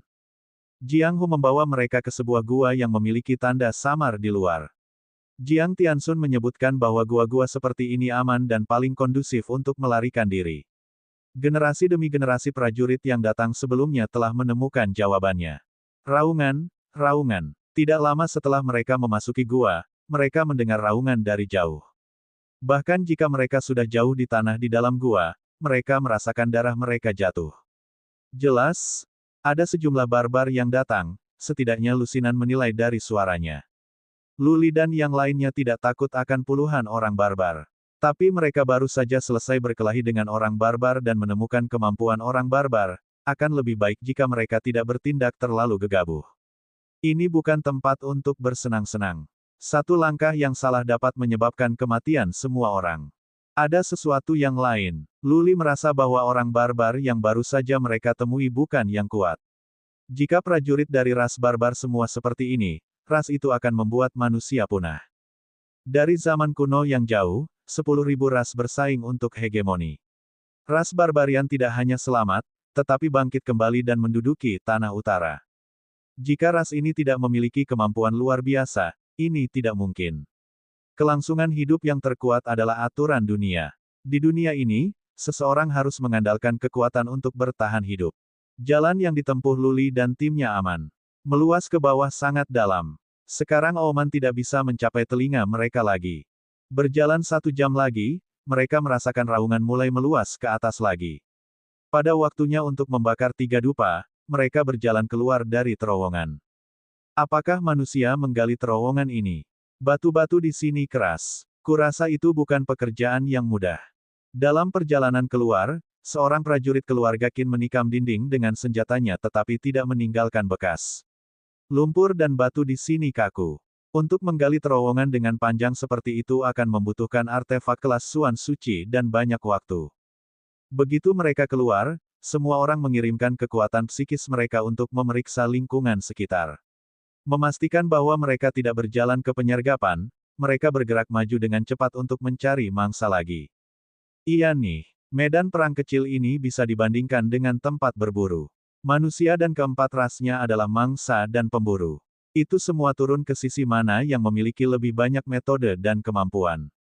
Mereka yang kapasitasnya lebih rendah akan menjadi mangsa dan poin bagi pemenang. Mereka berbaris lebih dari 100 mil. Tiba-tiba, mata Jiang Hu bersinar.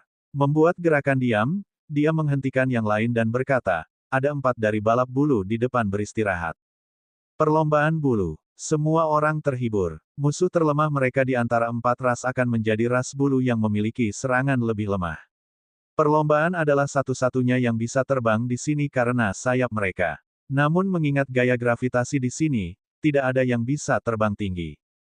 Dengan kata lain, balapan bulu pandai melarikan diri tetapi tidak menyerang.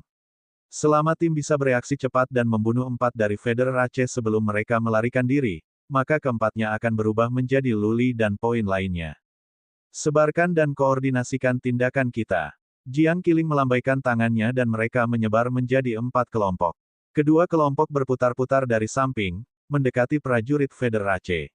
Tunggu, Luli berkata, aku pikir kita tidak harus berpisah.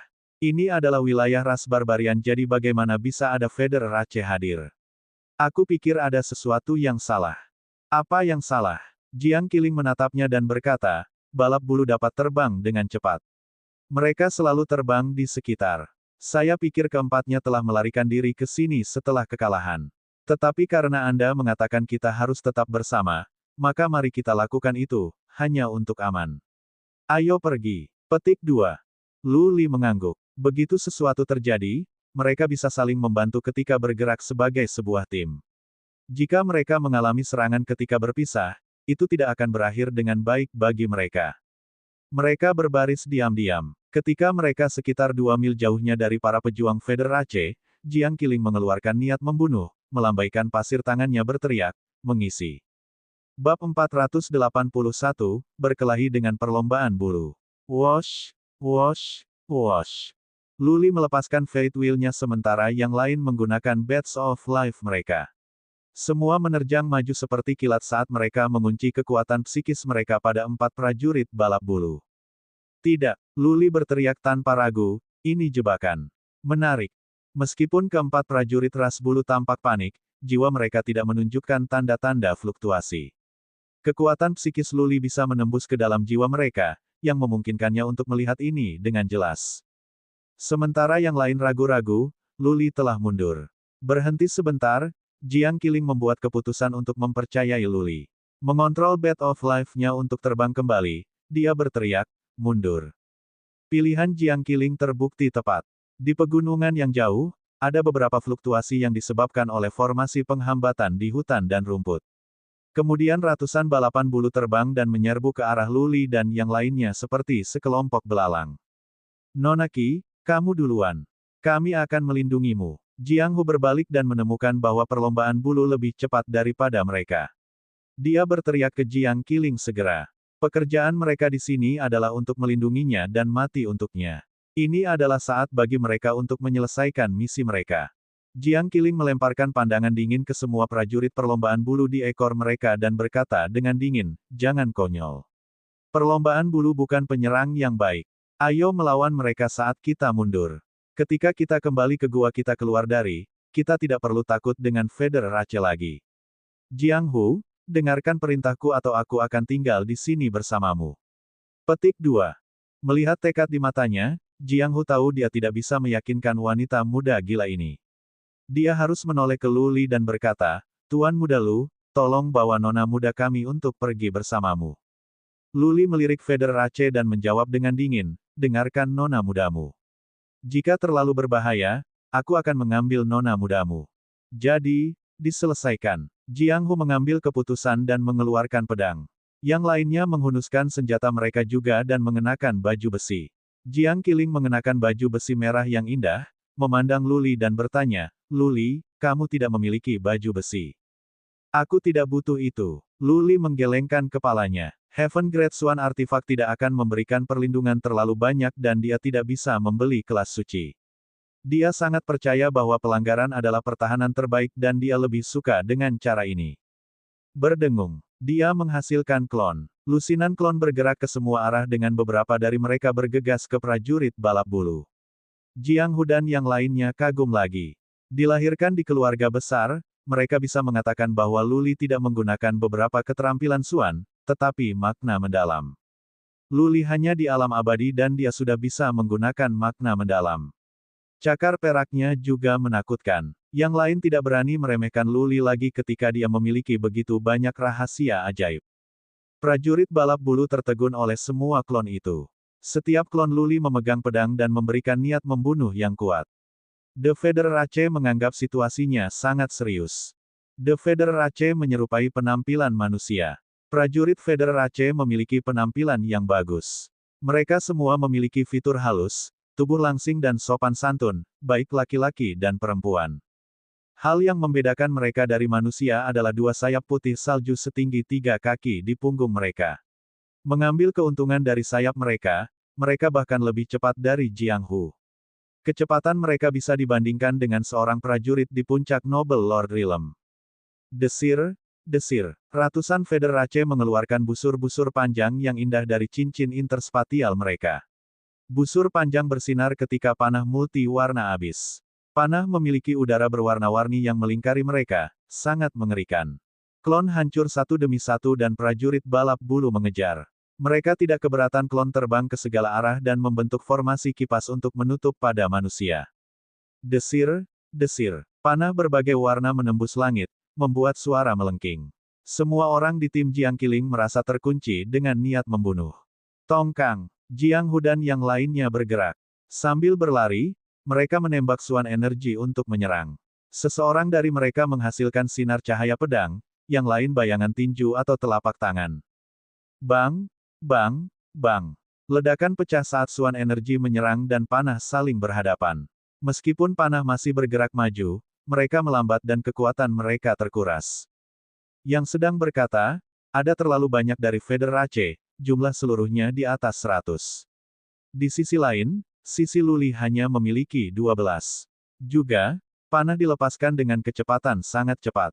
Tidak bisa dihindari, banyak panah lolos dari serangan suan energi dan ditembak di punggung orang. Karena mereka tidak bisa melawan balik dengan suan energi, mereka harus menggunakan senjata mereka untuk melindungi mereka dari hujan panah sambil mundur. Segera, seseorang terluka. Untungnya, ada jarak antara mereka dan Federace dan semua orang mengenakan armor kelas surga. Jiang Qiling adalah kelas 1 yang suci dan panah akan terpental keluar dari baju besinya. Satu orang yang memiliki waktu paling mudah adalah Luli. Dia bisa menghancurkan panah dengan cakar peraknya di timur. Tidak ada anak panah yang bisa menggapainya. Mereka lebih dari 100 mil jauhnya dari gua. Di luar, mereka bisa tiba di gua pada waktu hanya untuk selusin napas. Tetapi mengingat gaya gravitasi di sini, kecepatan mereka terbatas. Setidaknya butuh waktu bagi mereka untuk membakar 2 dupa untuk tiba di gua. Jika mereka tidak melawan, dilihat dari situasinya, beberapa orang mungkin tidak dapat kembali hidup-hidup. Jiang Qiling merilis skill garis darahnya dan begitu pula Jiang Hu. Tiba-tiba, langit penuh dengan kupu-kupu. Bekerja dengan mereka, Luli menghasilkan lebih banyak klon untuk membingungkan ras bulu. Skual, skual, salah satu Federace menangis. Itu terdengar seperti bahasa kuno yang digunakan di dunia sepi. Setiap orang dari Federace memasang pengawal mereka. Mereka menyebar ke langit dan pergi ke bawah tanah untuk menghindari Soulfish Butterflies. Jiang Qiling bisa mengerti bahasa itu. Dia tergagap, burung-burung itu tahu keterampilan garis keturunan keluarga Jiang. Aku sangat marah. Luli memutar matanya. Keempat ras telah berperang melawan manusia selama bertahun-tahun. Bagaimana mungkin mereka tidak mengetahui kemampuan luar biasa masing-masing 12 keluarga kerajaan?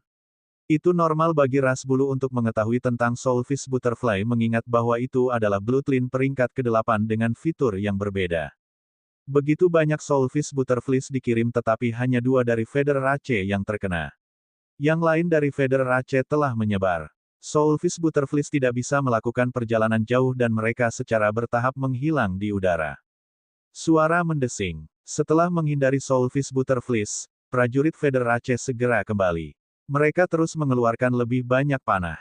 Ini adalah taktik yang diandalkan oleh balap bulu. Mereka akan meluncurkan serangan mereka dari kejauhan, berharap untuk membunuh sebanyak yang mereka bisa. Bang, bang, bang. 10.000 anak panah habis sekaligus. Jiang Hu dan yang lainnya terus-menerus dipukul. Armor mereka mulai retak dan aus. Sudah ada seseorang yang terluka meski tidak serius. Aku akan menutup retret kamu. Kamu duluan. Aku punya baju zirah kelas suci dan panah tidak bisa menyakitiku. Jiang Qiling berkata dengan dingin. Dia melambat ke bagian belakang tim. Tapi Jiang Hu khawatir dan dia juga melambat. Luli menghela nafas dan berkata, kamu pergi dulu. Aku akan melindungimu dengan Lady Qi. Jangan khawatir. Aku cepat, lebih cepat daripada kamu. Jika kita dalam bahaya, aku akan membawanya dan melarikan diri. Pergi atau kamu akan semua mati di sini. Petik 2. Kamu cepat. Mereka belum melihat Luli merilis speed mendalam artinya sehingga mereka ragu. Jiang Qiling berteriak dingin kepada mereka, pergi, atau aku akan membunuhmu. Melihat Jiang Qiling membalik, yang lain tidak punya pilihan selain melarikan diri, meninggalkannya dan Luli di belakang. Luli mengendalikan roda takdirnya untuk terbang saat dia berbalik dan menghadap panah yang masuk. Melambaikan cakar peraknya, dia menghancurkan panah satu persatu. Jiang Qiling memiliki waktu yang lebih mudah. Dia berdiri di bed of life-nya, memperlihatkan dirinya pada panah. Sejak muda, ia telah mengambil banyak pelet penyempurnaan tubuh. Konstitusinya sangat bagus. Meskipun dia dipukul berulang-ulang dan akan sedikit gemetar, kulitnya tidak pucat dan dia tidak memuntahkan darah tidak peduli berapa banyak energi yang terkandung dalam panah. Dengan dua retret yang menutupi, Jiang Hu dan yang lainnya melarikan diri lebih cepat. Segera, mereka tiba di gua dengan selamat. Luli berani dengan fakta bahwa Jiang Hu dan yang lainnya keluar dari hutan. Dia berbalik dan berkata, Jiang Qiling, kita telah dikejar-kejar oleh burung-burung itu untuk waktu yang lama sekarang. Bagaimana kalau kita pergi dan melampiaskan kemarahan kita? Baik, Jiang Qiling bisa melihat dengan jelas niat membunuh di mata Luli. Dia sangat senang. Menatapnya sambil tersenyum, dia berkata, bagaimana kamu ingin memainkan ini? Aku akan mengikuti jejakmu.